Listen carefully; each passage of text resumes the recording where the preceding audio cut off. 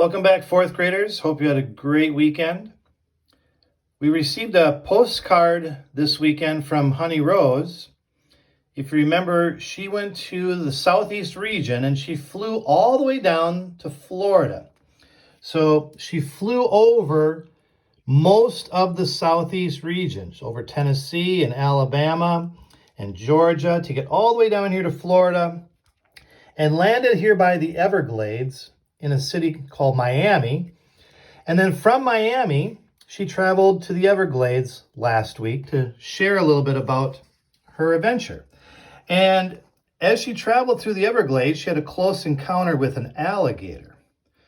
So let's read about Honey Rose's adventures on this postcard, because she would have sent this last week, probably on Thursday or Friday. We got it in the mail on Saturday. So whenever you get a postcard, the things that are on here are from the past. Okay, so the things you read about aren't from right now, today. Hello, Shakopee Online fourth graders. I made it safely to Florida, landing in Miami last Friday. It is so cool to be traveling throughout the southeast region of our country. I have already been to the Everglades and had a close call with an alligator. Everywhere you look, there seems to be water. There are shallow marshes, swamps, and river-like waterways in the Everglades. I'll send another postcard later with pictures of some of the things I saw here. Well, I'm off to the Kennedy Space Center next week. I'll write again soon, Honey Rose. Well, that was nice of Honey Rose to send us a postcard. You don't see very many people sending these anymore. It was kind of, I guess, becoming a thing of the past with people on their phones now, and they can just text message, or they can send a photo, or they can send a video. There are less and less people that seem to be sending what's called a postcard. That postcard was sent to us from Miami, which is right here by the Everglades. Remember, that's where she also landed on the plane. So she's heading back up, she said, to the Kennedy Space Center this week, which is right here by Cape Canaveral on the map. Cape Canaveral is part of the Kennedy Space Center complex, and it's right along the coast, right along the Atlantic Ocean here. And it's also next to a city some of you may have heard of. Orlando is a very popular city for vacations. People travel there for vacations a lot. So Cape Canaveral, the Kennedy Space Center, not very far away from where she is down here in Miami. She has to travel up a few hours to get to Cape Canaveral. Oh, hang on, fourth graders. I think I just got a text and a video from Honey Rose. She's in the car, it looks like, on her way to Cape Canaveral. Let's see what she had to say. Hi, fourth graders.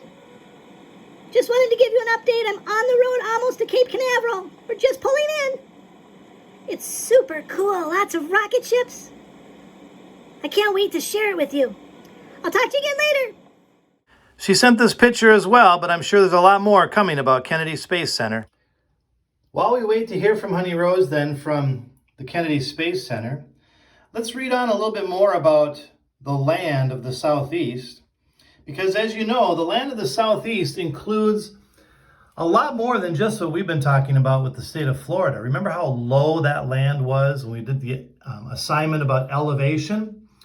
If you go further north into the Southeast, like Tennessee, for example, you're up into the Appalachian Mountains. Look at West Virginia. It's almost entirely in this mountain range. So the Appalachians are quite high, the elevations of the Appalachian Mountains here. So let's read on. This comes from the book that's also on your Canvas page. There's a link that goes to this, to a book in Epic about the Southeast region. Here's a picture of the Potomac River. You see the caption that goes along with it. The Potomac River runs through West Virginia, Maryland, and Washington, D.C. So we know that this region has a lot more than just what we've studied so far with Florida. It has all these other states, and it has a big mountain chain, in fact, the Appalachian Mountains, which gets quite high for elevation. Well, let's read. It says, the lay of the land. The geography of the Southeast is as diverse, as different, as the people who live there. Kentucky is filled with short, steep hills and flat highlands called, here's another vocabulary kind of word, plateaus. Flat plateaus. The Mississippi River flows along its western border. The Appalachian, well, there it is, the Appalachian Mountains tower over eastern Kentucky, as well as West Virginia and Virginia.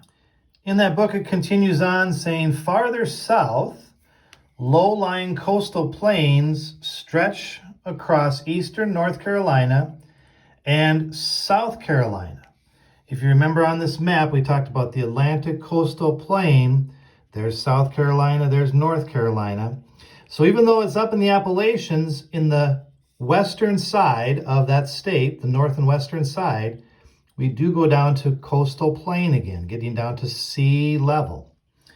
The coastal plains stretch across eastern North Carolina and South Carolina. An area known as the Piedmont makes up the middle sections of these states. It is shaped by several plateaus and foothills. The Appalachian Mountains spread across the western portion of the Carolinas. They rise over much of eastern Tennessee, too. Forests cover many of that state's mountain ridges and sloping hillsides. The Mississippi River forms Tennessee's western border, helping to create, there's a word Mr. Van Horn has talked about quite a bit, fertile soil that is good for farming. Yes, good for growing crops. This river flows across other parts of the Southeast as well. So we know a lot about the Mississippi River that flows here next to Tennessee and actually forms the western border of the state of Mississippi down into Louisiana. Makes sense, doesn't it? Mississippi River, the state of Mississippi, here we go. But the reason we know about it is because the Mississippi River actually starts up here in Minnesota. The Mississippi at Lake Itasca is where it begins, and it flows. Look at how far it goes, all the way through the Midwest and then down into the Southeast, emptying into the Gulf of Mexico. So the geography of the Southeast is very diverse. From one area to another, it changes quite a bit. So very different all the way from the Appalachian Mountains and those high elevations, all the way down to the Atlantic coastal plain with their very low elevations, down to the tip of Florida in the southeast where you find that swampy Everglades area that Honey Rose had been discovering or exploring. So as promised, Honey Rose did send another postcard. This one was sent probably on Friday, and it does give us a lot more information and pictures from this area to help us understand what it's like down there. So I think today what I'm going to do is I'll put this postcard on canvas and I'll have you read on your own the back of the postcard so you can find out more about the Everglades.